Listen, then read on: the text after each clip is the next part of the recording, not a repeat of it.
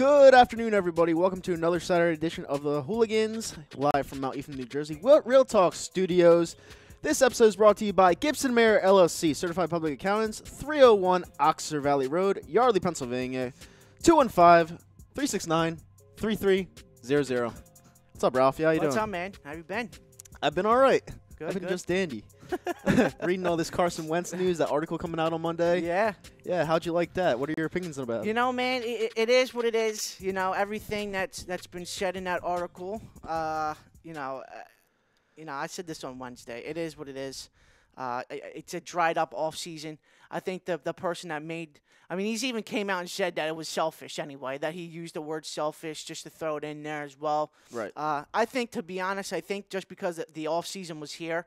And it was nobody was talking Eagles football. You know what I mean? Yeah. It was all mostly Phillies and Sixers. Are the Phillies going to get Bryce Harper, Manny Machado? Right. What's the Sixers going to do during the trade deadline? The offseason for the Eagles is here. So it's kind of dried up. So let's make this story and post it out and see what we can get. And you saw it blew up in a matter of 5 minutes. It blew up in a matter of 5 minutes because the guy knows exactly what he's doing. This reporter, this unknown reporter, has so many people on strings, it's ridiculous. Now, my poll question is Carson Wentz selfish? All right. Now, it's simple. Yes or no. Now, I'm going to start off. I'm going to say right now, of course he's selfish. You know, why wouldn't he be selfish? He's the starting quarterback of the goddamn Philadelphia Eagles. All right. He's the leader. He's the captain. He's the guy that brings the ship up and down when times are bad. All right. Carson Wentz wants the ball every second of every game. There's no doubt about that. All right, and you saw it this year. We finished with a record of 9-7. Now, if Carson Wentz pulled himself out of the game, we could have had a better seed, and we could be playing on Sunday. Well, next Sunday, not this Sunday, next Sunday. But Good old Pro Bowl. good old Pro Bowl, exactly. Yeah. But he's a selfish guy to where he wanted to stay in the game, even though he was obviously hurt. Now, I watched some film of the first Giants game up at MetLife Stadium. The guy was moving around perfectly. All right, and then after that, he looked like a shell of himself. So, obviously, he got hurt right after that Giants game, and that was really early in the season. So, for him to not pull himself out of the game or out of any game during the weeks of that matter, totally selfish. But it's okay, because next year, what this article is going to do, hopefully, is light a fire under Carson Wentz's ass and make him go back to the MVP caliber player that he once was. Yeah, hopefully that does, because like you just said, hopefully light something up underneath his ass and gets him to get ready for the 2019 season, and that's what we're all hoping for as Eagles fans. You know, you just pissed this kid off to the point where he might go win a ring just to shove it up your ass. Yeah. You know what I mean? But the thing about the article is that, I kind of knew it was somewhat. I guess you couldn't say fake, because every quarterback is selfish, right? Mm-hmm. I mean, you have your Brady's, your 100%. Rodgers. They're all selfish in their own ways. But I just want to know who said this shit. Yeah. Who's the sources that came out and said it? Well, I have a couple. I think it's Groh, and I think it's Alshon. I think it's one of those two, maybe Corey Clement. I think it's one of those three players. Someone obviously. To be honest, I think it is Groh. Someone obviously said something. Yeah. And everyone's attacking this reporter. I mean, people love Carson Wentz. I mean, they never showed this much love for Donovan McNabb as they do for Carson Wentz, which is crazy. But, yeah, for a person to put out an article on a source like Philly Voice, he has water to that. Yeah. All right? Now, is Wentz egotistical? I don't know about that. But selfish, yeah, definitely, 100%. And it's funny because he has Howard Eskins on little puppet strings, feeding him. Yeah. Howard at what was it, like $10,000, right? Yeah, something like that. $10,000 to take a lie detector test, and he would donate to charity if what he was saying was I just want to untrue. know who said it. Stop being a bitch. Just come out and said it. Yeah, exactly. I hate that shit. This reporter got death threats. Do you think he's going to make these kind of remarks knowing that the fan base loves Carson Wentz for no reason? Yeah. Yeah. I mean, there's no such thing as bad publicity. I get that. You have people showing their ass on camera, and then people talk about them because there's no such thing as bad publicity. Yeah. But, yeah, I think that this article wasn't completely untrue. Mm-hmm. So, yeah, to answer my poll question, I'm going to say yes. I think in some ways every quarterback is selfish. Mm-hmm. So I'm gonna say, yeah, damn. it's hard to say because Brady is selfish in his own ways. Rodgers is selfish in his own ways. You know what I mean? Right. And if you think about it, the whole Nick Foles, Carson Wentz thing, like if Carson's saying, look, I can do much more than Nick Foles, why are you giving me his playbook? Right. There's going to be some headbutting there as well. To the poll question, I'm going to say no. You're going to say no? Why is that? No. I don't think Carson – listen, I don't think Carson Wentz is selfish. I think it's just I just really don't think I really don't think he's selfish at all. I think he's a team first player. I think everything that he's done for this organization so far has learned that he's not selfish at all. I mean, he's been generally happy, right? Since he's been down with Nick Foles going to win the Super Bowl and stuff like that. Yeah, but was he? Yeah, I mean, yeah, that is true. I mean, we don't know. We're not living in Carson's mind, but that little snippet of the video of the Super Bowl when Nick Foles and him hug and he said, this is going to be me next year. You could tell it in him. It hurt a little bit. It hurt. But I mean, it would hurt me too, right? If you if you went down with a knee injury, you're 11-2, about to be the MVP of the league, you were the front runner to win it.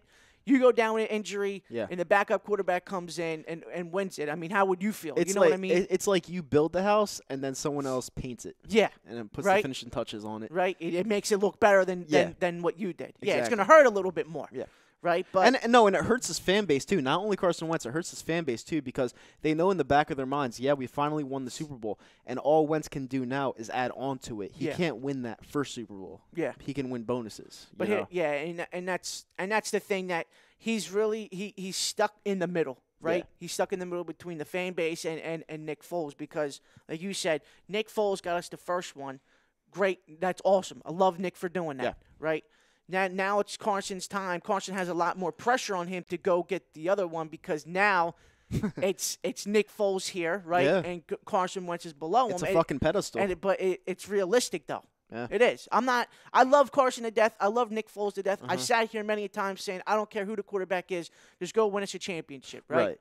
It's just that now there's an added pressure on Carson now. And he's come out and said that there's pressure. There's going to be pressure on him to go win one, even though that Nick does. I mean, it's the Super Bowl. Yeah, right? We could have went this year. If Alshon Jeffrey hangs onto the ball, we could be playing next Sunday. But whatever. It's whatever. I just hate talking about it so much because I go back to that play. I'm like, dude, catch the fucking ball. But it is what it is. It's 2 long seasons in a row. This one, it seems like it drug on for years. This season, It was such a long season. But we're actually in a very good spot, and I'll tell you why right now. The fact that we have Carson Wentz coming back off the knee, well, not off the knee injury, but healthy finally. You could trade Nick Foles down to Jacksonville for Leonard Fournette. A lot of people don't like that, all right, because Leonard Fournette gets injured a lot. But with that being said, you're not going to let Nick Foles walk for nothing. So you can't let that happen. Yeah, Leonard Fournette is an elite running back. I'm not going to do what I did with Deshaun Jackson and let that dude walk and get nothing for him. Yeah. Right. You made that one mistake with Deshaun with the whole gang thing, whatever it was. Yeah. But you had to trade Deshaun for something. He didn't, and now he walked for nothing. Right. So now this is your time now, right, to go get something for Nick Foles, a Super Bowl MVP. That could be either Leonard Fournette or somebody else that can help out this football team. The only person on the Jacksonville Jaguars that I think is untouchable is Jalen Ramsey. I don't think you could get Jalen Ramsey for Nick Foles or even a pick because Jalen Ramsey's a top 3 cornerback, which we would need.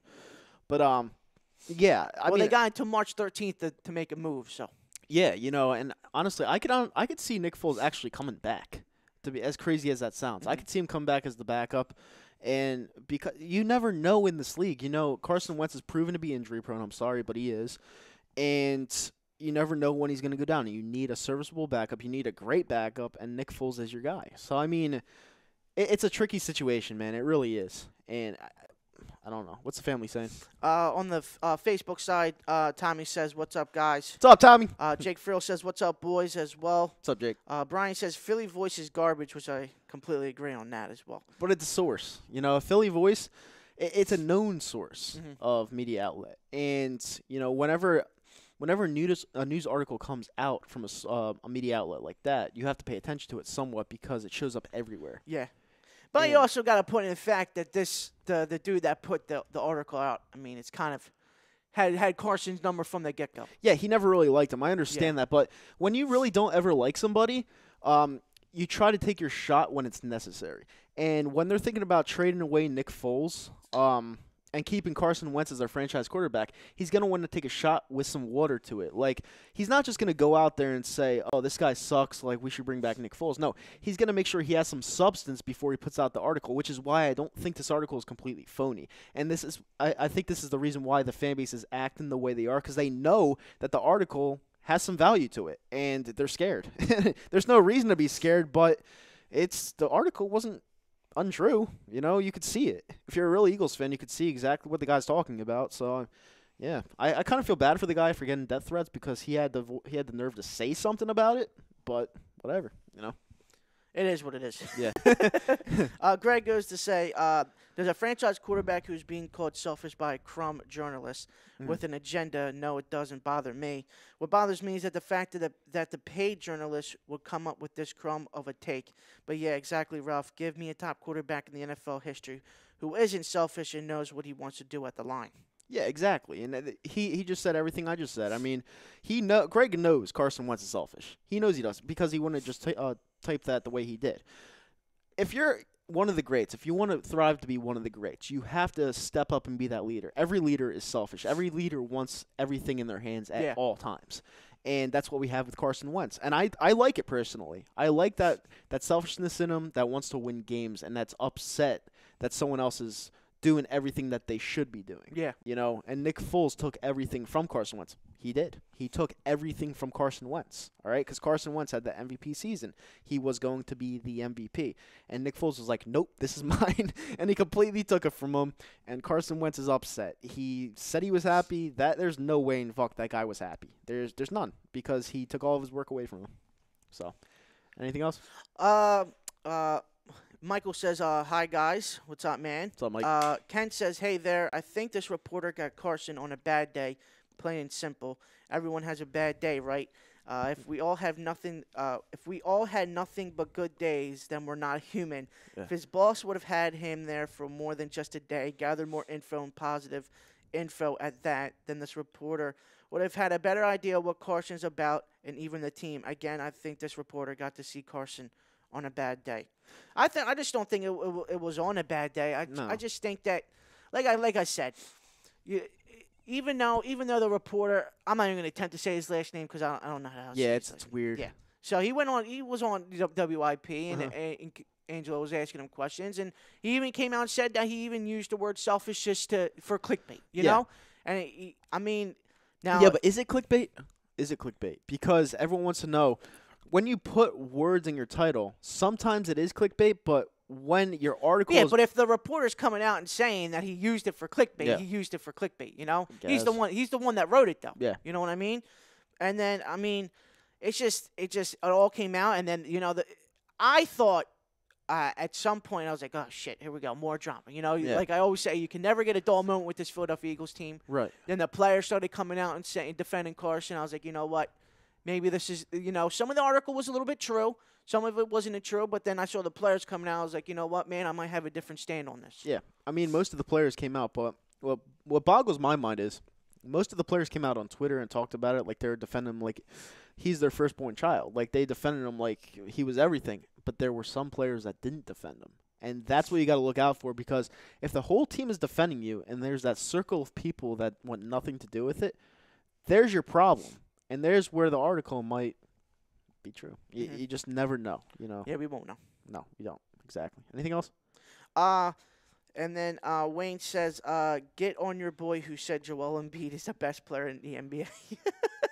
Wait, who said that? I forget who said it. Wayne, who said that? I forgot. Is he talking about Tom? I have no clue. Well, I'll tell you something right now. Wait, who said that comment? Joel Embiid comment. You have no comment. Wayne said that. Wayne. I'll answer this for you right here, right now. Joel Embiid is the best player in the NBA. And do you want reasons for it? Look at the stats. Look at the way the team plays around him. The guy is everything you want in an MVP. He now, ain't going to win MVP, though. He's not going to win MVP. I think it goes to Giannis. And it's not going to go to Harden. I'm sorry, it's not going to go Harden. He scores a ton of points, but it doesn't really matter. It's either going to go to Giannis, Embiid, or somebody. I don't know. But Embiid, Steph Curry, possibly.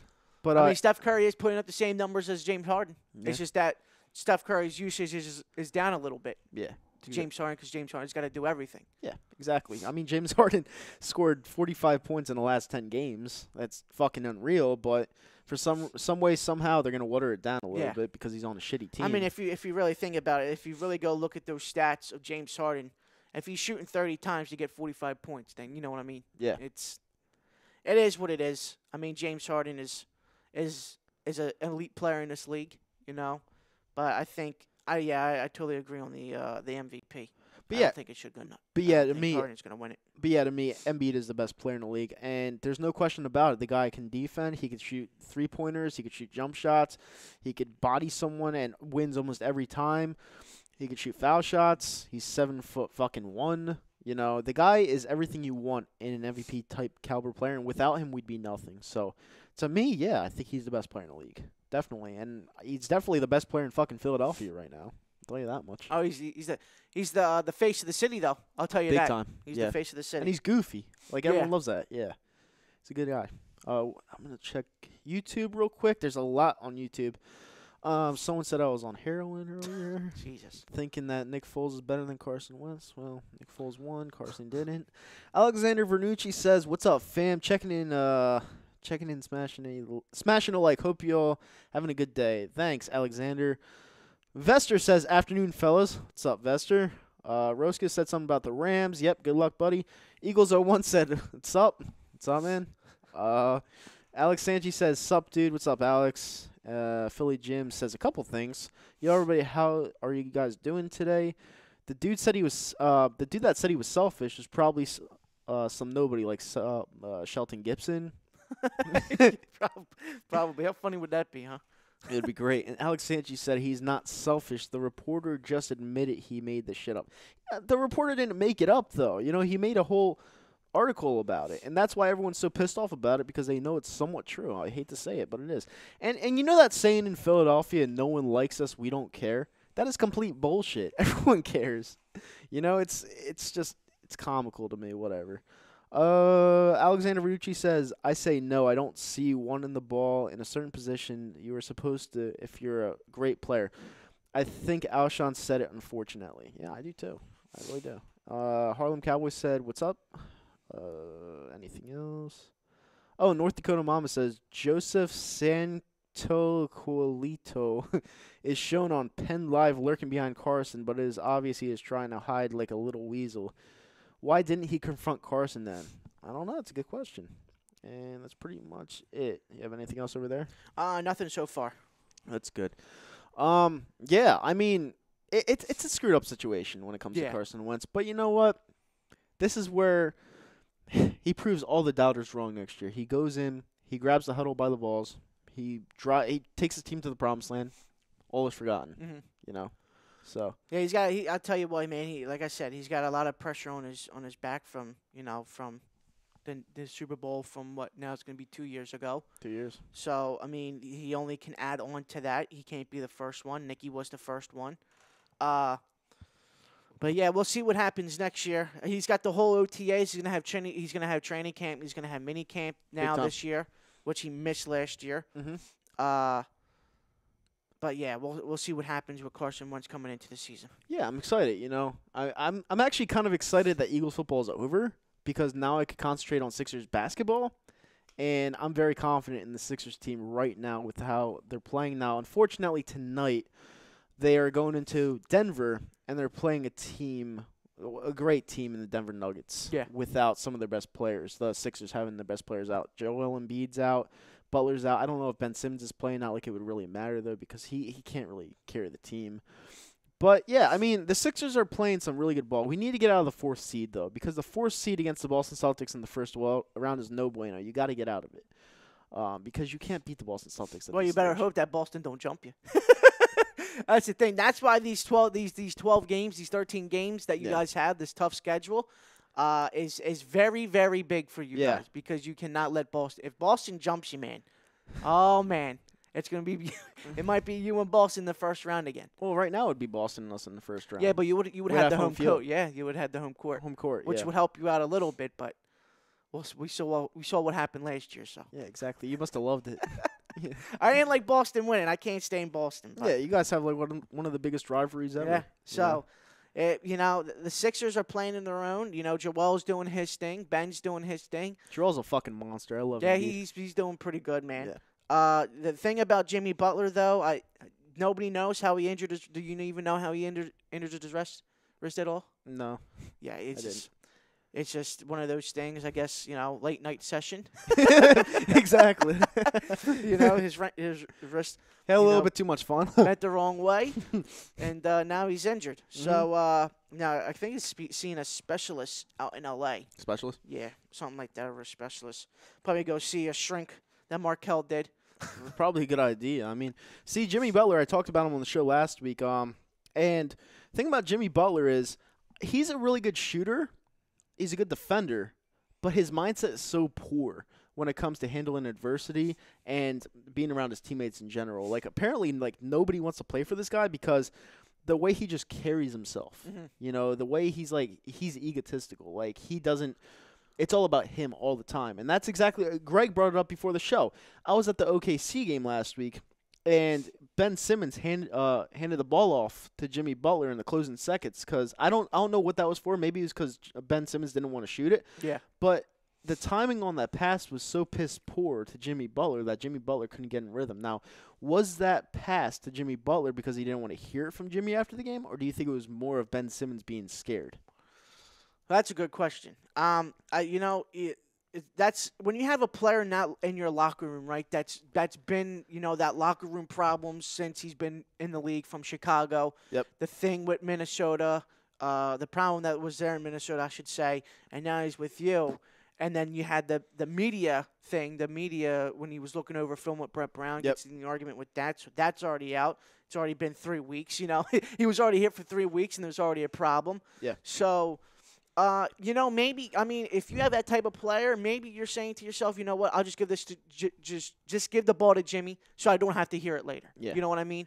And and that sucks. You know what I mean? Because if Ben doesn't give the ball to Jimmy, he splits the two defenders and the lane's wide open, and it's a game-winning dunk or layup. You know what I mean? Well, no, we were down by 2, so it would have been. Oh, it would have tied. It would have tied. Yeah, my bad. we lost the game by 2 points. Yeah. Which is they were going for the win, but it was just the rhythm on that ball was just so bad. Yeah. Like I was sitting at the perfect angle. The way Jimmy shot it, he didn't get his arm up in time. It was just a weird game. It was a fun game. Mm-hmm. But I'm just pissed that this team can't beat teams like OKC. Like 19 straight times they've lost to them. Mm-hmm. And that's a problem to me because you're going to be facing the Western Conference obviously in the NBA Finals if you get there. And you can't beat these teams. Golden State, you beat Houston without Chris Paul. Like, who cares? You beat San Antonio. They're not that good. I don't know. I like the Sixers team right now, but they have a lot of work to do if they really want to get the big prize. You guys have Denver tonight, correct? At Denver? Yeah, we're a 9.5-point underdog. So might be a long night. So everyone's out. John over here on YouTube said, "What's up, Kyle? Hope you're doing well, man. Got any ideas of players in the upcoming draft we can scoop up that we need? Ralph, you want to handle that one?" I think when the first round comes, to be honest, I think we can wait for a running back. I really do. I think you can grab one in the second round, or if you want to move up in the first round, I think we should just take the big hole that we have, and that's the offensive line, and go get yourself a tackle. Right. Either that's stay at 25 and select one, or move up top 10, top 15, and select one. Well, you like the guy. You like the guy from Kentucky. Yeah, Benny Snell, the running back. Yeah. Yeah. But every mock draft that I've seen so far, he's fallen into like the early second round. Yeah. Yeah. So and we have 2 second-round picks to work with. We have 11, we have 10 picks in total to work with. So you can move up, move down. We have so much flexibility this draft to where you can move up and select a tackle in the first round. And I think that's what we should do. Yeah. Because you don't know about Jason Peters. That's the biggest question coming into this year. Is Jason Peters, is he coming back? If he does come back, can he play more than 10 snaps a game without getting injured? Probably not. That's the only and that was the biggest problem this year. Yeah. Right? You had Jason Peters, a Hall of Famer, 37 years old. And it was every 5 snaps he would take himself out of the game because it was either his wrist, his biceps, his bicep tearing, his quad, his back, Yep. It's going to get to the point where you have to face it and say, you know what, man, enough is Jason, enough. thank you for what you did, man. We have to move on, and you have to go grab that the offensive lineman in the first round. You have to. No, I 100% agree. We're picking at what, like 25, 26? 25, yeah. Yeah, I mean, I don't know what's going to fall to 25 at this point, but if you could trade. I know we have a ton of picks this year. You could trade some of those picks to get up in the first round. Yeah. To get your guy. Yeah. So. And I would love for them to do that. And we all know Howie. Howie doesn't stay put, during the draft. He's always up. He's either going up the draft or moving back down. Ton of energy. Yeah. Yeah, and that pick we got from Baltimore for Lamar Jackson, I think that's, early second? Yeah, second round early pick, second. yeah. Yeah, so you have a lot of assets in this draft, and if we're going to use them. I'm telling you right now, because we need to build a team around our franchise quarterback, and we need to do it quick because our offensive line's getting old. We have no running game right now. Our wide receiver position really isn't that bad right now. We have Alshon Jeffrey. Yeah, I think the wide receiver's good. It's just that the offensive line is number one on my list. I have to address. Yeah. Because Jason Peters is dead and gone, right? Uh-huh. Yeah. Brandon Brooks, who's coming off the Achilles. He'll probably miss. You probably be back. Week 10, week 11. Week 10, week 11. And then all you have on the front line I think Wisniewski's a free agent, or he might be coming back he might have 1 year left on his deal. And then outside of that, you just have Kelsey and Lane Johnson on your front line now, right? So you have to go get something for your offensive line. Yeah. And then you have to look at your running back position as well, right? I couldn't tell you the last time we had a running back that we could lean on outside of McCoy and Deuce Staley and Brian Westbrook. Those are the only three that come to mind for a running back that we had, we could give the ball late in scenarios that could win us games. Last year we had LeGarrette Blount. How many times did he win us ball games and close it out for us? Yeah. So, there's the running back position as well. It's funny because my friend, one of my YouTube friends, likes Hollywood from Oklahoma. Hollywood Brown, Yeah, he likes Hollywood Brown. And my question is, can Carson Wentz throw the long ball with that much accuracy consistently? Yeah. And well, that's one of the flaws that Carson Wentz has, is that his deep ball isn't that great. It's either overthrown or it's underthrown. He just can't get it in that perfect spot. Yeah, he can't. He can't get it right in that perfect spot. And if he could work on that and throw dimes like that, he's gonna be a monster. Because Hollywood Brown, I think, runs in the 4.3s. Yeah, 4 something. Yeah. Yeah, he's a burner. So, and you don't want Mike Wallace back because he's 34 years old. Yeah, he's coming off a broken leg. Yeah. Yeah. And then the other question is that you have Matt Collins, right? Yeah. So Matt Collins, he's been out the whole year. The thing that makes me laugh a little bit is that Mike Wallace breaks his leg in week 2, and he's already back before Matt Collins. Yeah. So what are you doing, Mac? Hello. well, I mean, to me, Matt Collins was serviceable, but he wasn't anything special. He did that little backpack kid thing, and everyone got a grasp on it. But I don't know. He's more of like a number 3, number 4. You know what I'll say? This city falls in love with the underdogs. They really do. Yep. I know people fell in love with the Shelton Gibsons and the Paul Turners of the world. Yeah. People don't want to let go of Matt Collins because he did the little dance after the touchdown against the Redskins. Yeah. It's just that some Eagles fans just fall in love with those type of players. Now let me ask you a question: would you bring back Deshaun Jackson for cheap? For cheap. Yeah. I'm not giving him 2 years, $10 million. You can have 1 year, $5 million. Or 1 year, $4 million. Right. You're 31 years old. You're proving you couldn't stay healthy. You run 5 yards, you're tearing your hamstring. Mm-hmm. So yeah, I would bring him in for cheap. It just gives us. We just need that wide receiver that can take the top off the defense that haven't had in a long time. Since Torrey Smith. Yeah. And, Torrey Smith last year. Yeah, last year he had the burner speed. He used to be faster, but he's getting older, obviously.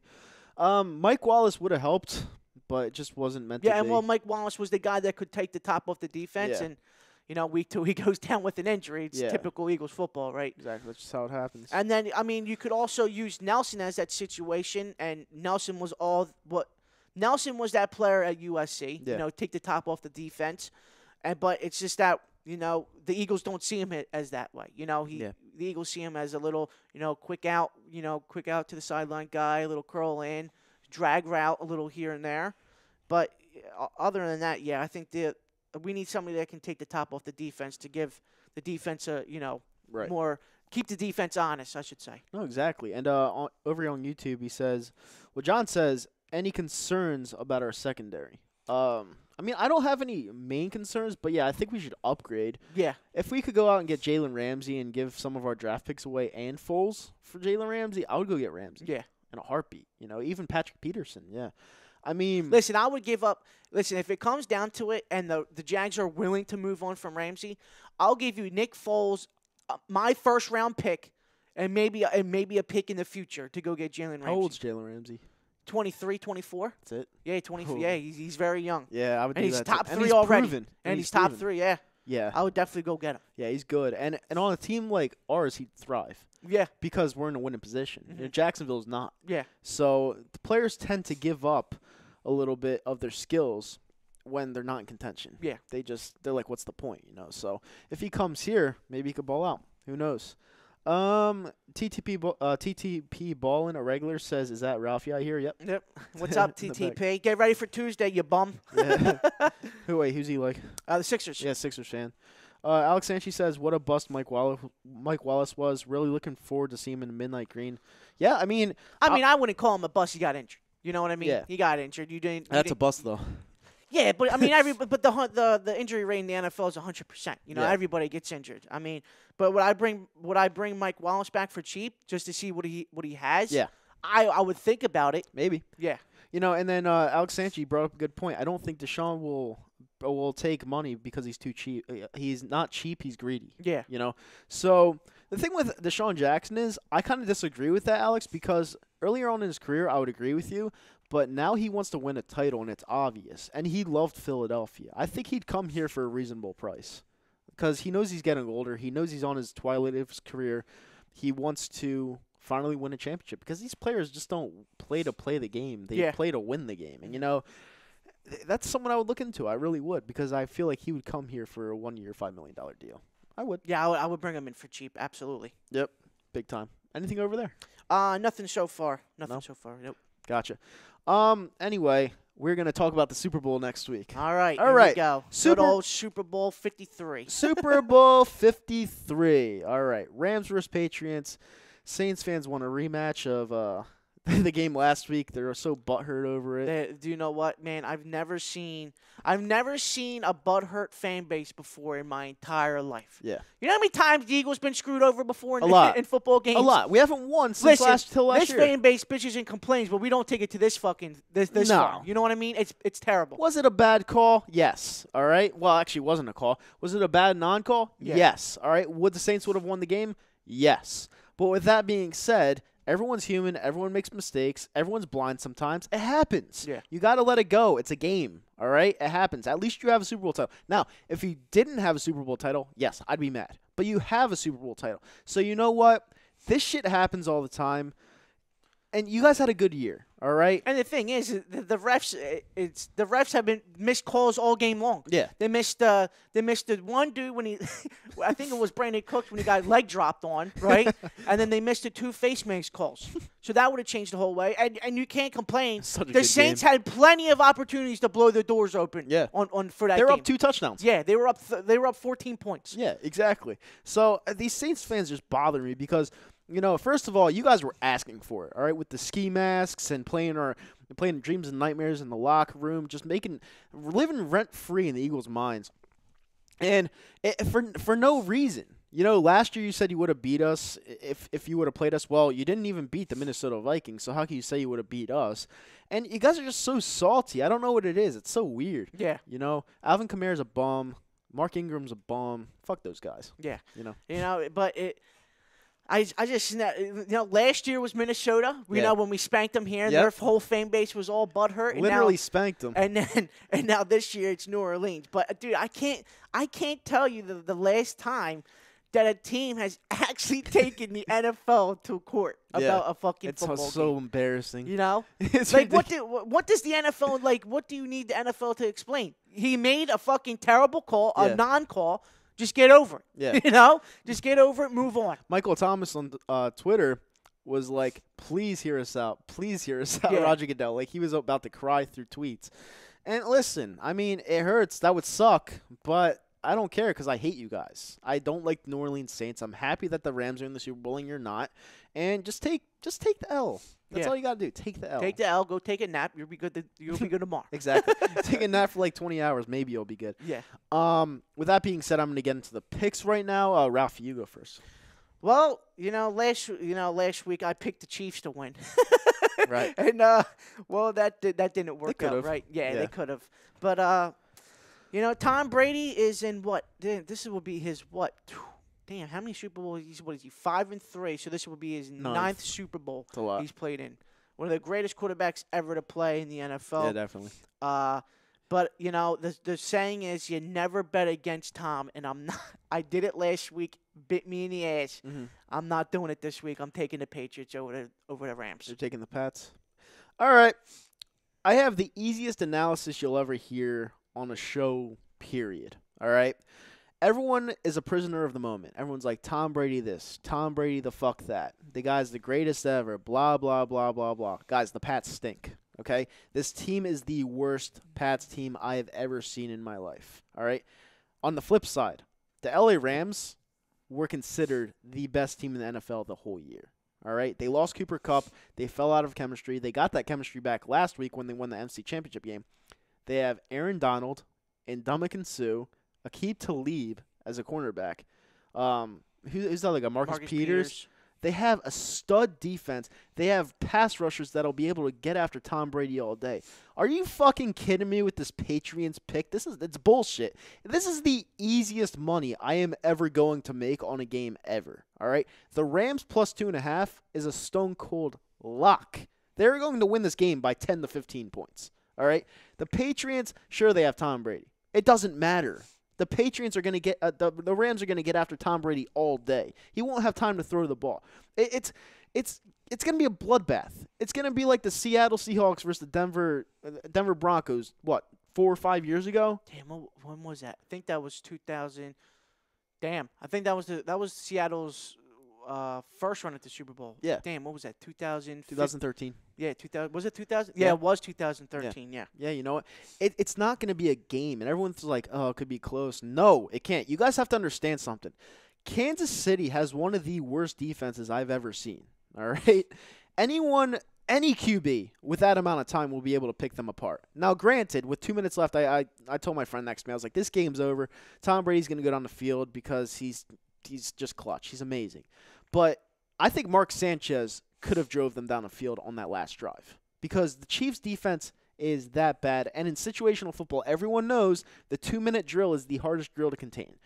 And the Rams are going to have a fucking field day with the Patriots, dude. They're going to have a field day. It's not going to be a game at all. And if anyone wants to disagree with me on that, go for it because I want to hear your rebuttal to it. I don't know. I can't believe you really. So you think the Rams are going to win this next week? I don't think the Patriots have a chance. The Patriots don't have a chance. Don't have a chance. Kyle, man, that's no, bold, they don't. That's bold words. They don't. They don't have a chance at all. And I told you every single reason you needed to know. Tom Brady, everyone's a prisoner of a moment with this guy because he's so good. Mm-hmm. All right, but if you look at the team, they don't match up at all. Sean McVay is full of energy. He has a fucking coach to pull him back. Yeah, you see that. Yeah, because the ref comes back and forth. It's going to be such a brutal bloodbath. It's going to be a fucking massacre. And this guy is going to retire because he's going to get hurt so bad in this game by Aaron Donald and Ndamukong Suh and all of the fucking defensive pieces they have on that team. This game is not going to be close. This guy's going to cry. He's going to retire. And it's going to be 2 Super Bowl losses back-to-back, 5-4 record, overrated as shit, and that's it. That's all I got to say about that. Wow. Yeah. He would be 5-4, wouldn't he? Yeah. Yeah. 5-4. Holy shit. Yeah. But he's still the greatest quarterback ever. Is he? And yeah, he is. But why is that? He is. All right, give me a reason to it. If he wins, what other quarterback could do this? What he's doing right now in a great at this system. age? He's in a perfect system. He's a system quarterback. You know one thing that is really true. I was listening to Colin Cowherd on FS1 the other day, and he was talking about every team has a name to the system. You have the West Coast offense, you have your vertical offense, and you go to the Patriots. What system are they in? Yeah. And they don't have a name to it because 12 is the system. Tom Brady is the system. He's the engine. But I just can't believe you think they're gonna get blown out. They're gonna get blown to pieces. Wow, pieces. It's not gonna be close. We'll see. Dude, we'll see. I almost. I can't Listen, what happened that year against Atlanta down in Texas when they were down 28-3? That was Atlanta. I thought it was over. Yeah, but they had a good defense too. Atlanta had a great offense. They had a good defense. Not really. Yes, though. they did. No, they didn't. Come on, Kyle. Not really. Not like the Rams. Well, the Rams don't have a great defense, but they have the pieces to get after Tom Brady. That's why I'm saying this game's gonna be a blowout. You know he hasn't gotten sacked. He didn't get sacked he hasn't gotten sacked. Aaron Donald and Ndamukong Suh, two of the best defensive linemen in the league, coming after you the whole game. That's what you need to beat Tom Brady. Someone quick off the end. Aaron Donald's probably the best defensive lineman in the league. The best. Over Fletcher Cox, over Gerald McCoy, over all these guys. And he's going to get put on his ass at least 6 times. At least. We'll see. Yeah, we'll see. This game's so easy to run down on because – like I keep using the prisoner of the moment. That's what these guys are. Everyone sees them beating the Chiefs last week. The Chiefs have one of the worst defenses in the NFL. They also have Andy Reid, who is a loser. So yeah, he left way too much time on the clock. Way too much time. Good old Andy. I posted that in the Real Talk group. If nobody, if anybody ever has a Facebook, go to the Real Talk group. Yeah. It's a great group to be in. But I posted in there. I said, well, Eagles fans seen this many times. We've seen the same movie with Andy. You have the time management with Andy has never changed. Yeah. And it still hasn't changed. Nope. Exactly. It's so funny because while everyone's like, oh, Patriots, Vegas is going to make so much money. Vegas is going to make billions and billions of dollars. I do analysis. I do betting trends for a hobby, all right? The amount of action on the Patriots minus 2.5 right now, 80%. 80% of the world. The world. 20% on the Rams. You want to talk about prisoner of the moment?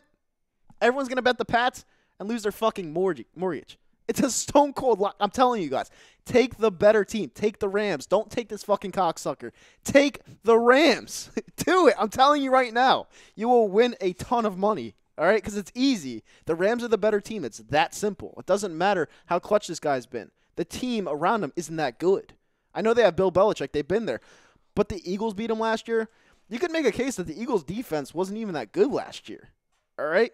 And they put up 41 points with their backup quarterback. What do you think Jared Goff's going to do? Just a thought. Yeah, we'll see. We'll see what happens. But I can't bet against Brady. I just can't. Yeah, I know that. And so it's hard. And 80% of people would agree with you. That's true.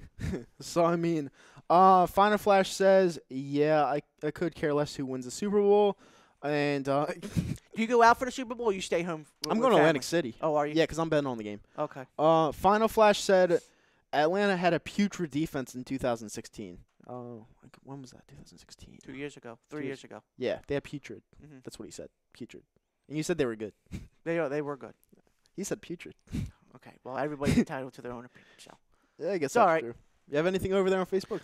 Nothing so far. Nothing so far. Everyone's in agreement that Tom Brady's overrated. That's great. I love it. But yeah, I got the Rams. I just can't believe you think it's going to be a blowout. How much do you think they win by then? How much do I think the Rams win by? Yeah. 20. 20 points? Yep. Oh man, you must have gotten a good night's sleep last night, huh? Yeah, pretty much. No, I really did. I'm being honest. Everyone thinks I have crazy opinions at times. This is one where I'm nailing right on the head. This is the easiest game to break down. It just is. Everyone thinks, oh, Brady, they're going to win the Super Bowl. No, they're not. They have a cakewalk every fucking year in the AFC, and they're finally run into a great team. They ran into the Philadelphia Eagles last year with their backup quarterback. They lost to them. What do you think they're going to do? And the Rams were one of the best teams literally all year, and they're going for revenge. And I also like to go off storylines. The Super Bowl's in Atlanta this year, right? Yeah. I also like to go off storylines at points. Tom Brady starts his career by beating the Rams in the first Super Bowl. All right? Yeah, I know. How crazy is that? Yeah. He's going to end this year getting his ass kicked, and then he's going to retire at the hands of the Rams. He did win his first Super Bowl. Was that against Kurt Warner, right? That was against Kurt Warner. The greatest show on turf, and they got beat. No one. I think that was the same year that Brady replaced Drew Bledsoe. Yeah. No one at the age of 41 is going to come back after 2 Super Bowl losses back to back. It's not going to happen because at that point it's just getting.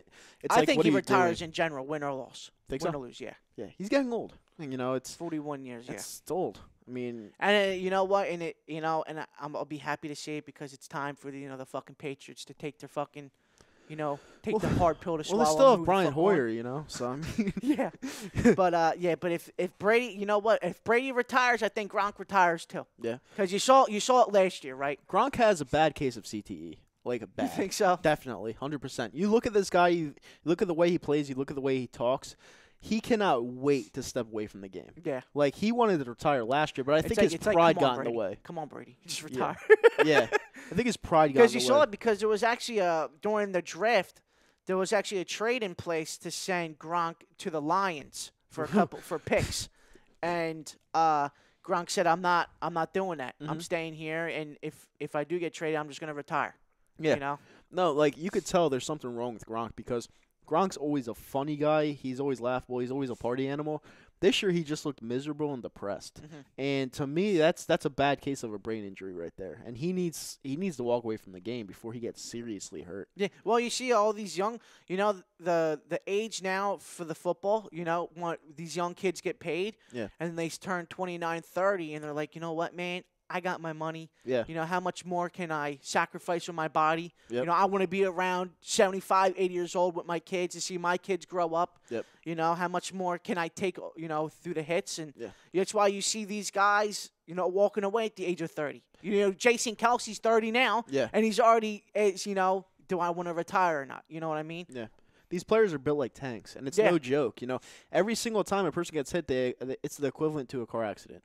It's not fun. And the thing about the NFL is with the whole marijuana situation. You're not allowed. Marijuana does more for your body than the pills that they're taking. Percocets, yeah. Yeah, and the Percocets take a toll on your body, unlike the marijuana, where it's eases the pain on you. Yeah. Right.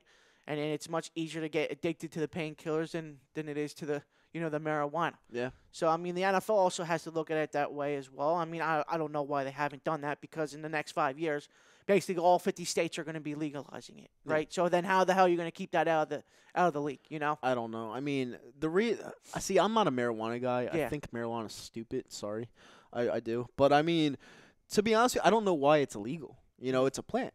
And a lot of people like to compare it to drugs like Percocets, which are terrible for you. I mean, I got my wisdom teeth out 3 years ago, and I didn't even want to take them. I just the way they affect your brain, the way they make you like get hooked on drugs, are just not good for you.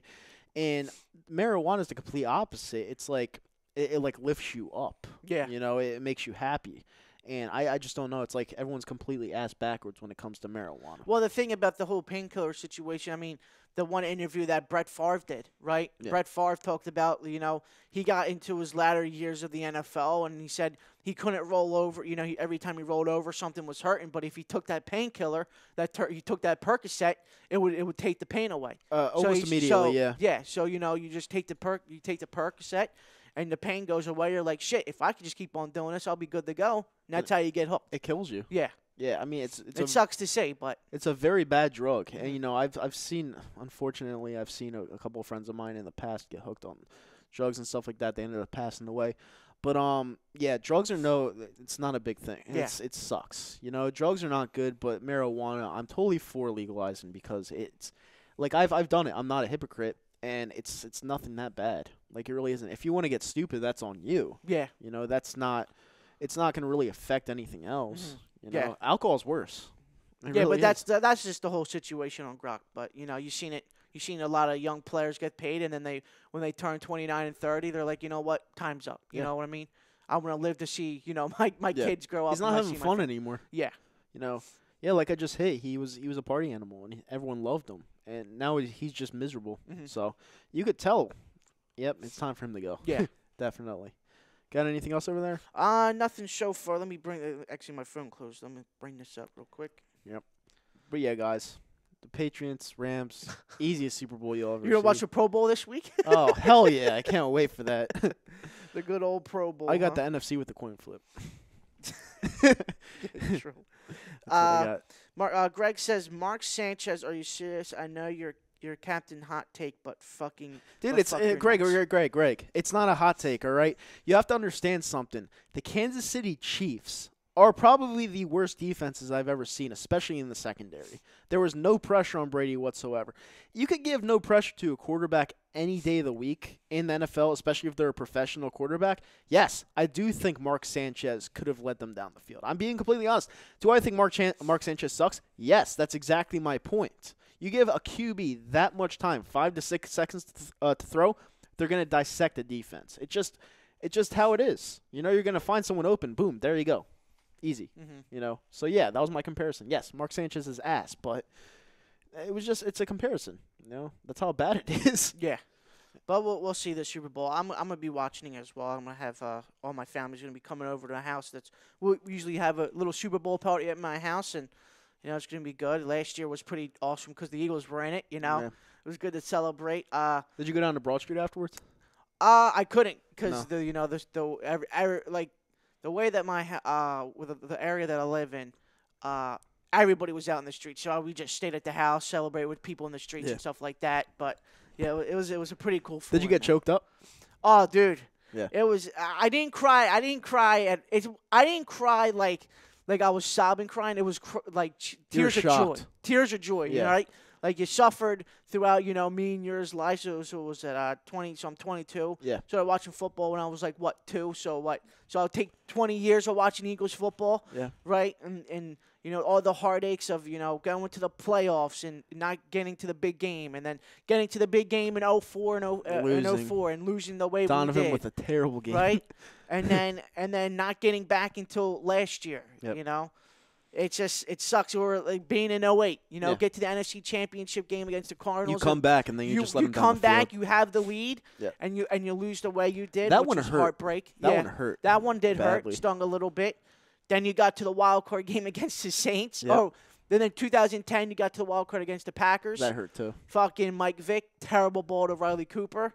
That drops, and then we don't get back until 2013. Yeah.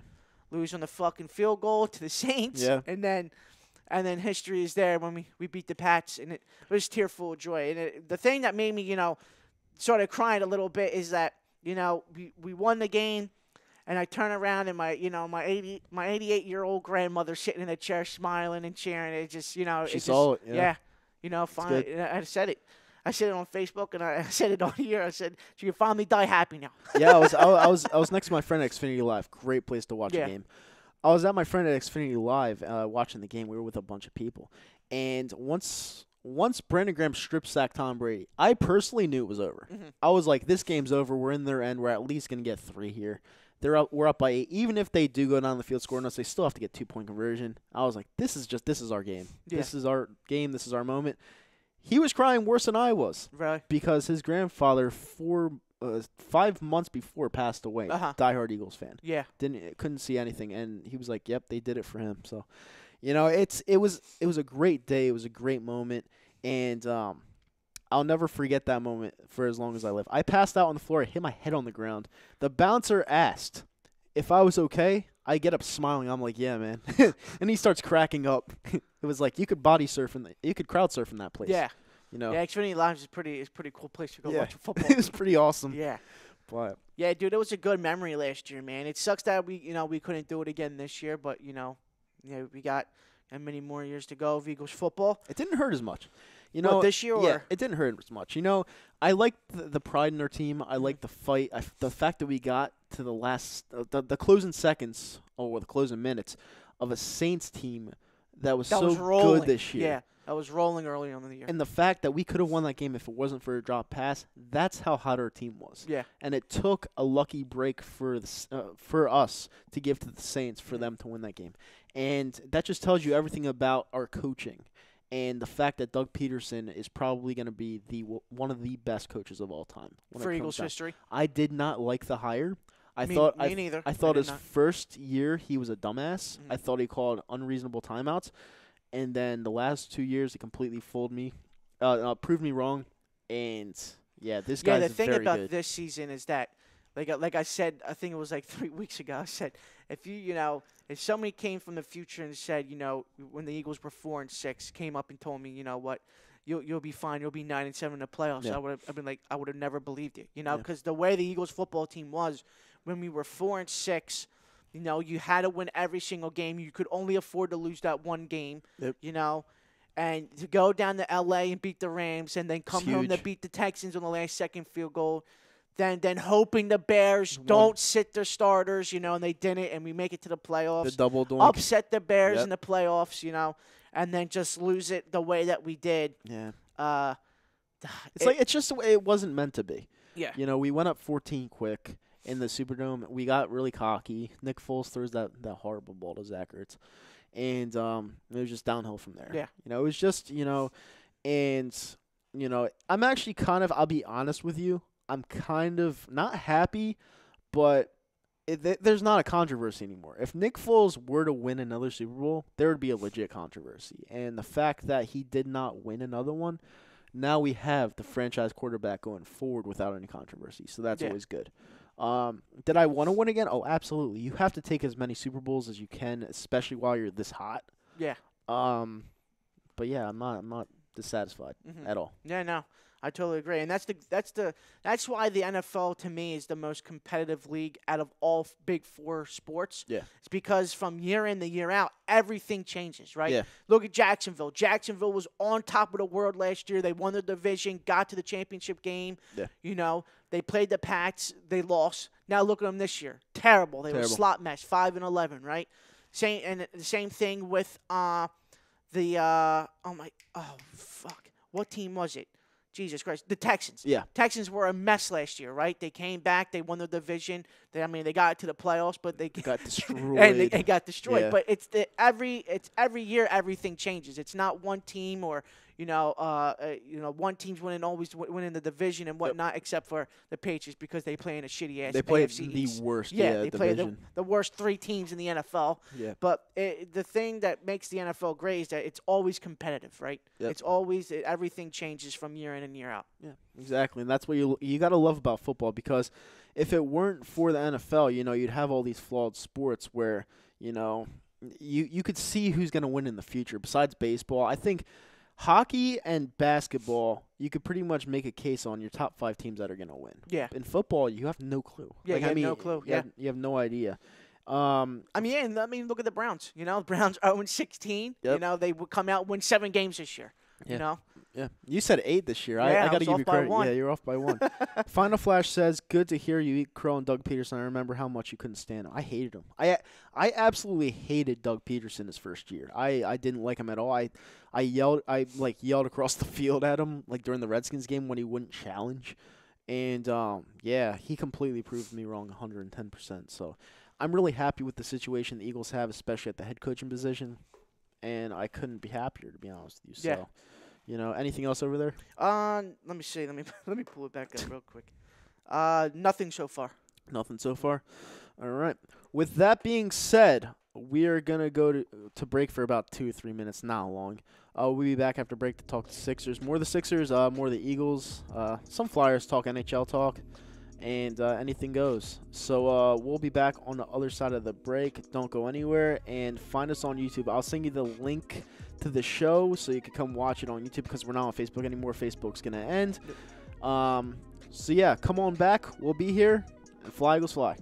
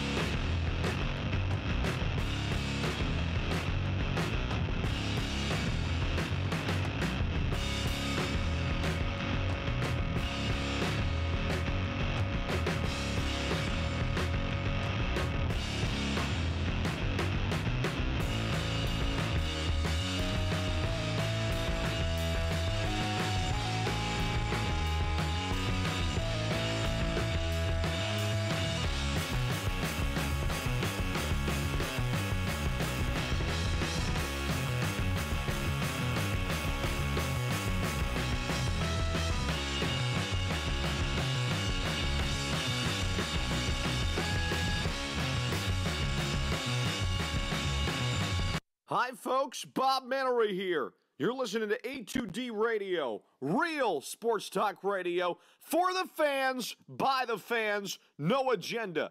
These guys are the best in the business. Hashtag it. No notes.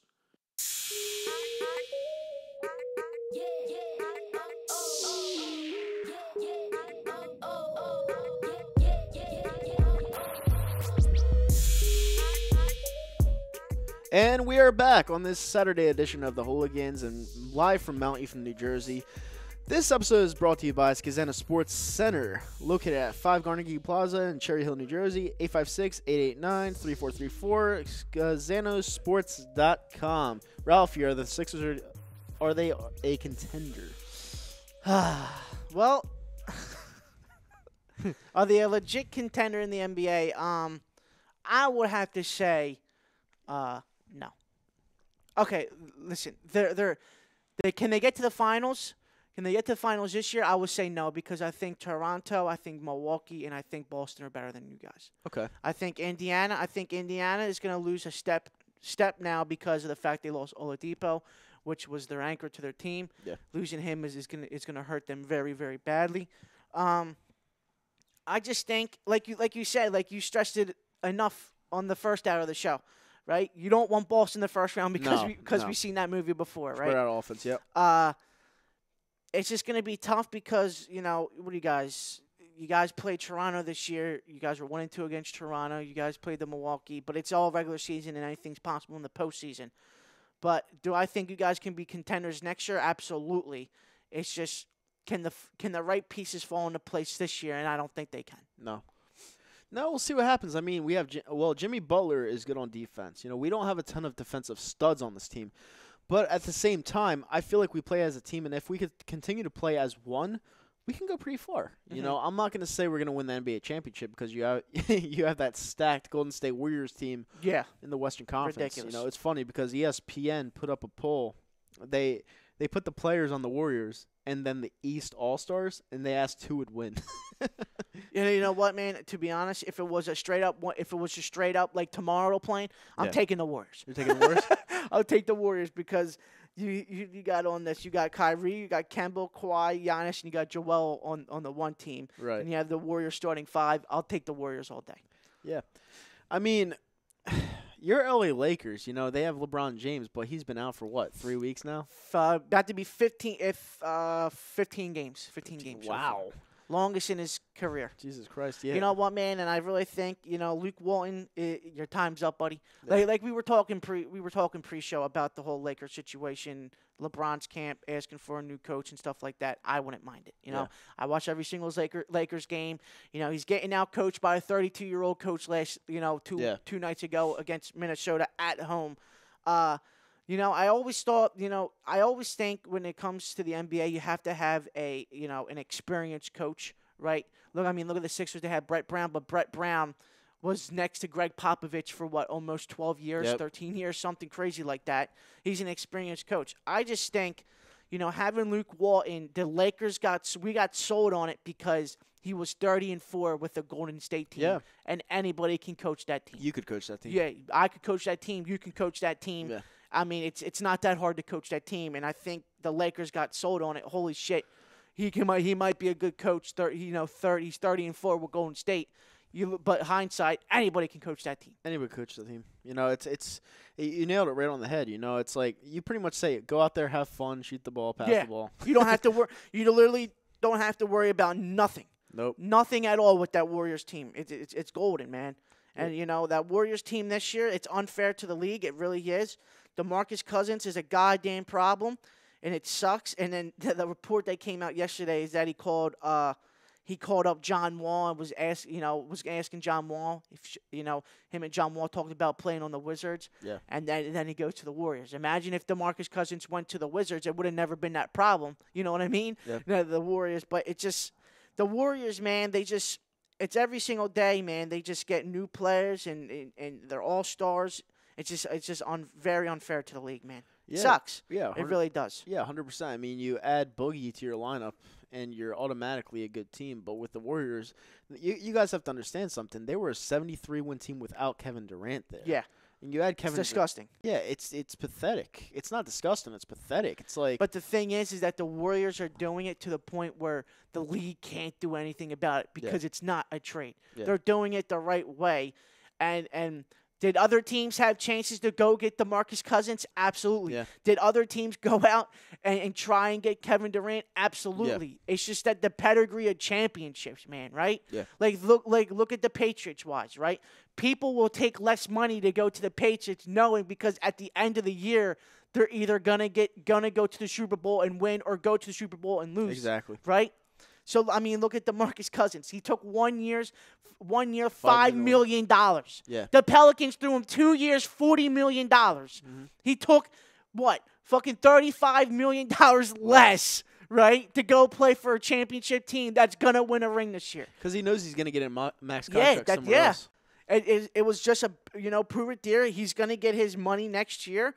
Was it the right route for DeMarcus? Yeah, because technically he wasn't supposed to be back until March, April. The March, April, part of the season, and now he's 2 months back, and it's just crazy how amazing he looks, man. Yeah, it is. And like Tommy put out a video saying, the NBA should fine every team $5 million, and it's true though. It really is true. It's true. It sucks, but the Warriors are doing it the right way. You can't complain, but I mean, it's just gonna get to the point where the Warriors are going to be that team where if they can, just imagine if they can keep this team for 3 more years. It's disgusting. It's crazy, and it's actually, you just brought something to my attention. What if the Sixers went out and got DeMarcus Cousins to play alongside Joel Embiid? Yeah, that's what I'm saying. Yeah. Like, you can be mad at the Warriors all you want. But hindsight, they're doing it the right way. Yeah. They are. They're not doing it through the trade. They're not trading pieces. They're just signing guys. How can we make this team better? They're not. Every team had the chance to go get Kevin Durant. Every team in the NBA had a chance to go get DeMarcus Cousins, right? It's just that championship pedigree, right? That just sways people, man. Yeah, it does. Exactly. And you know what? Going back to the Sixers being a contender, you do need a stud like DeMarcus Cousins on your team, or even bringing Kevin Durant when his contract's up with the Golden State Warriors. I don't really like him. I think he's a snake, but at the same time, he's a great player and he's a great shooter. You need that one generational talent on your team, along with Joel Embiid, along with Ben Simmons, along with all these guys that you have a team around. You got to put a team that generational piece around this team, and I think they'll be fine. Yeah, I totally agree. It's just that the whole Boston shit. Kyrie's starting to get in his little groove. They're getting in a little groove, right? Yep. So if you start dropping games as the Sixers, like I said, you don't want Boston to drop you. I would rather be the 4th seed and play Boston in the first round and have those 2 games at home, right? Than be in Boston. And you already know that place is hard to play at, right, during the postseason. Rather than being down, were you guys down 2-0 coming back to Philly last year? Yeah. You guys were 2-0 coming back down to Philly. We were down 2-0, and then we went down 3-0, and we won the 4th game. And then we got bounced in 5. Yeah. Okay, see, I would rather have home court, right, and then go to Boston either tied 1-1, 2-0, just to give me a shot. But I mean, Milwaukee's a little sneaky team here, but they only got one guy, right? It's only Giannis, right? Yep. So you can cancel, but can you cancel him out? That's the question when it comes to postseason time. Yeah. And then you have Toronto. Kawhi's going to be playing. Kyle, they're going to be healthy. And then I'm not even worried about the Pacers anymore, right? The Pacers are done. They're going to start folding because they don't have Oladipo. Or they might stay afloat and stay at the 3rd seed. You never know. But the Pacers are out of it a little bit, and everybody below 5 to me, like the 6, 7, and 8, is irrelevant. Yeah, is going to get swept by Milwaukee, Toronto, the Sixers, Boston. It's just the East. The East is a 5 powerhouse team, but I'll take Pacers out now, so it's a 4 powerhouse team. So it's up to those 3. Yeah. There's 2 teams where I don't think we'll have a chance against. It's Toronto. And I don't think we have a chance against Boston. More Boston than Toronto, to be honest, because of their spread-out offense. We don't have that. We have one great player, Jimmy Butler, who's good on defense. But other than that, Joel Embiid's inside for the majority of the time. So, I mean, we'll see what happens. I'm not expecting a ring this year. I'm expecting a ring in 2 years maybe. But right now, I just got to be happy. You have to get one got. with the group of guys. Yeah. You have to, because then the whole process, right? Is it really completed without a ring? No. Because to me, to be completely honest, I think the first person to leave is Ben Simmons. I really do. He's going to L.A. I think he's going to be the first person to leave. I think Joel stays at a Sixer for his entire career. Yeah. I think the city has embraced him more than Ben Simmons, in my honest opinion. I think Ben is the first one, first guy to go. So you guys got 45 years to get a championship with this group of men. Let's see if you guys can do it. Yeah. Yeah, I think Ben Simmons is going to L.A. He's just one of those players. I've said this the whole year. There's just nothing Philly about the guy. There's not. I mean, he's dating Kendall Jenner out there in California. He loves it out there. And, he's an Aussie. He loves warm weather. He doesn't like cold weather. So why the fuck would he want to stay here, especially when people don't embrace him because he can't shoot a jumper? That's our fault.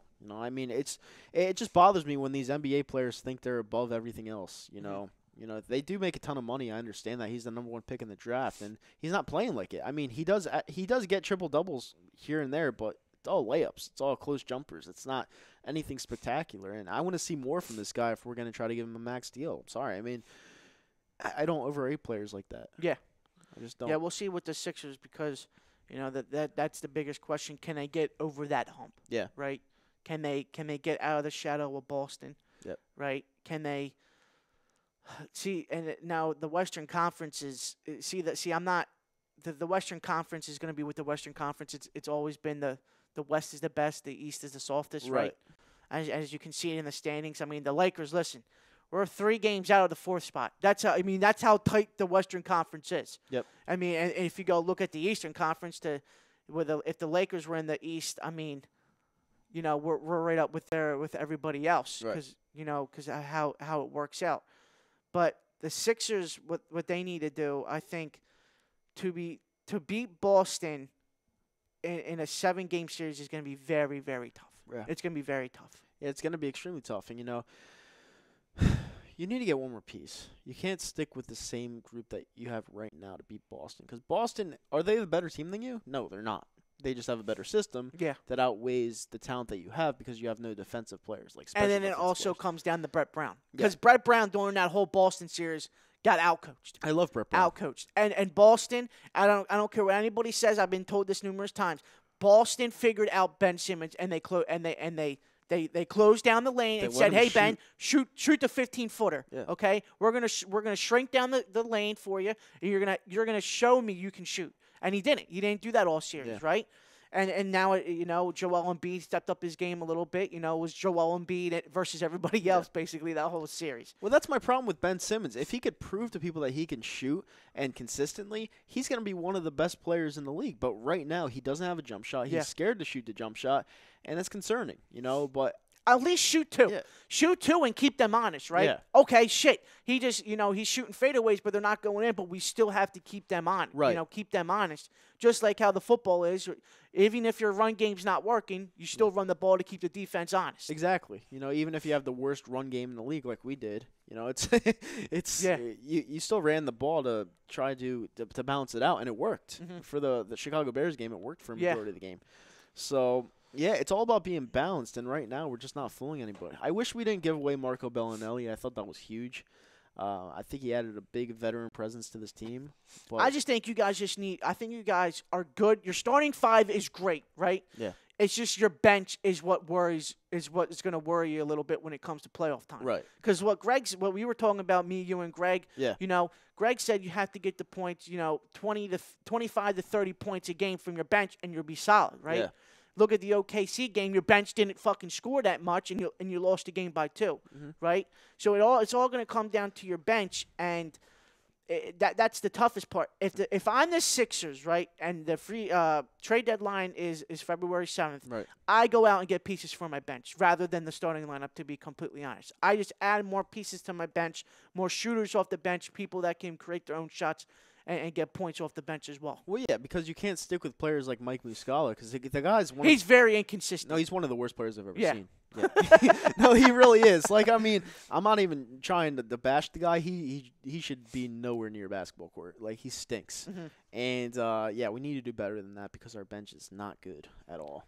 So, I mean, I do like this team, but like Ralphie and everyone else keeps bringing up, bench isn't good. You need a good bench to succeed in this league, and we just don't have it. So, it'll be interesting. But all I know is the Golden State Warriors are probably going to win there. Yeah, it sucks. It sucks, and Tracy McGrady said this. I think it was like 2 days ago that it would be great for the league. It would be great for the league if Kevin Durant left the Warriors because it would open up. It would just fucking open up. It just. DeMarcus Cousins ruined the NBA season on July 3rd when he signed with Golden State because it was just like, well, there's your championship. Mm-hmm. There's your champions. But you can't hate on it because they're doing it the right way. Yeah. They are. Yeah. You can't hate. No, you can't. $5 million. I mean, the guy was on Showtime. He's like, I'm a warrior, baby. Yeah. For $5 million. Yeah, like, for $5 million.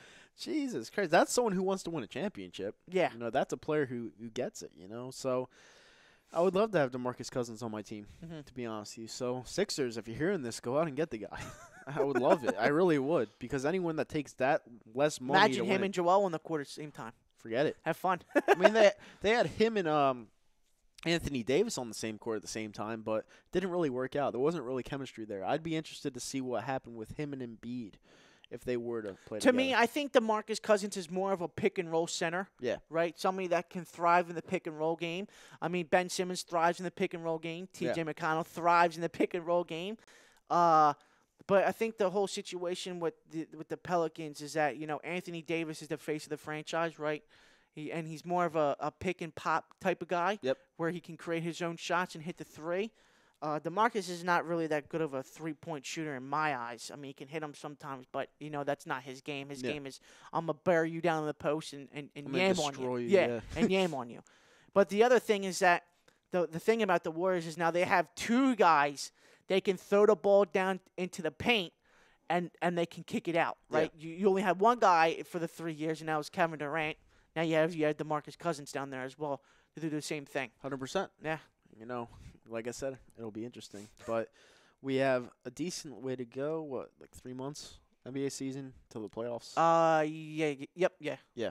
So it should be Ends interesting. in April, yep. And I think it was April 15th is the last game. Yeah. All right.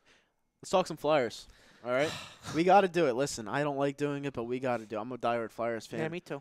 So, I mean, Sucks. we got to do it. It sucks. But, I will be at the link next month to see the Penguins or Flyers. I'll be there too. I'll be there. Yep. It's going to stink, but that's what fans do. They they show their support. There was a report earlier in the week that came out about Carter Hart getting sent down and then Stolarz being brought up. That's all fugazi. And honestly, Carter Hart's going to be back up next week. They're just sending them down. Get more playing time. Get more playing time, and that's all there is to that. So anyone that's freaked out about them babying Carter Hart, no, he's here to stay. The guy is a stud. Yeah. And if you build the correct team, give him the correct pieces to build around, we're going to win multiple Stanley Cups with this guy. He's 19 years old. Yeah. 19 years old. It's crazy, man. Yeah.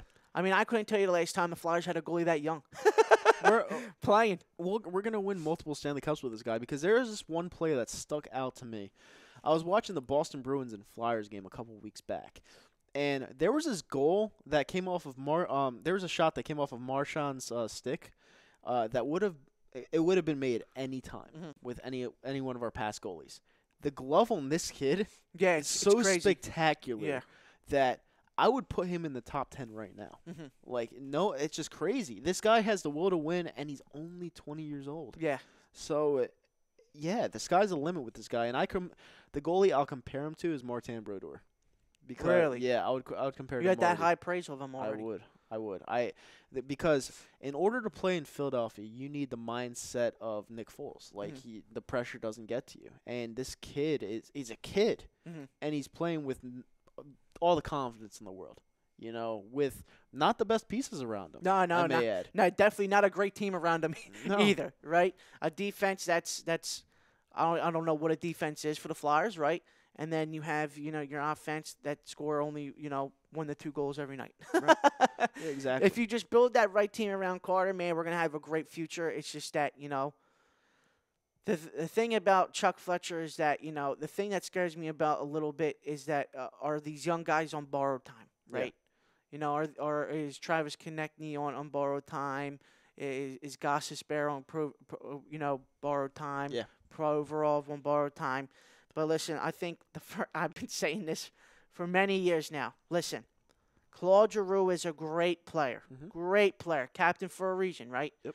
But there's got to be a time where you got to look in the mirror and say, you know what, it's time to move on from him. Everyone's so touchy with the guy, and Listen, he's a great regular season player, and it's been proven. He's a great regular season player, but when the playoffs come, he shies away from the spotlight, right? He's on a fucking milk carton every fucking year. I just compared his stats to Sidney Crosby this year. Crosby has 58 points. Claude Giroux has 52.